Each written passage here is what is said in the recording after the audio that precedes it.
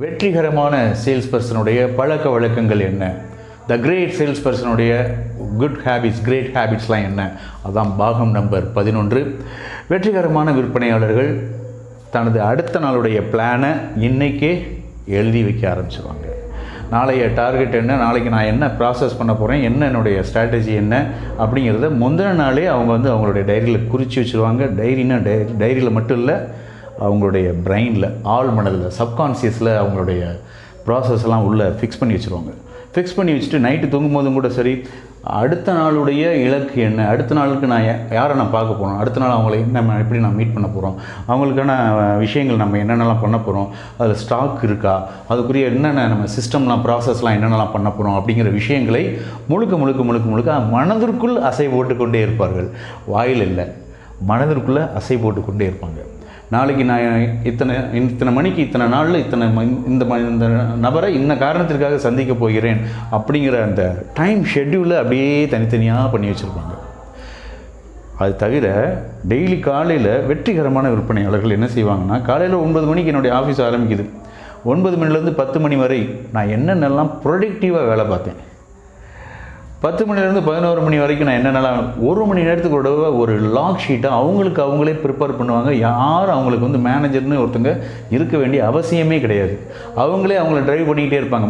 1 மணி நேரத்துக்கு கூட நான் என்னுடைய வேலை என்னென்ன பண்ணேன், என்னுடைய ப்ரொடக்டிவிட்டி எப்படி ஆச்சு அப்படிங்கிறத அவங்க நோட் பண்ணிகிட்டே இருப்பாங்க.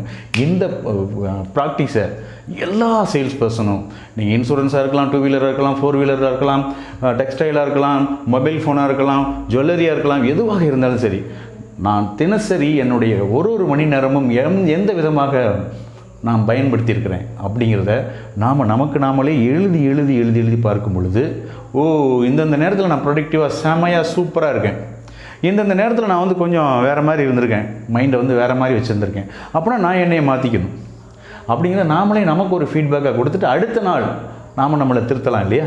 திருத்தும்போது அடுத்த நாளுக்குரிய வெற்றி அப்படியே மாசா செமையாக கெத்தா, வழக்கம் நம்ம சொல்கிறோம்ல, மாசா செமையாக கெத்தா நம்மளுடைய சேல்ஸ் ப்ராசஸ் செமையாக அந்த டார்கெட்டை நோக்கி போய்கிட்டே இருக்கும்.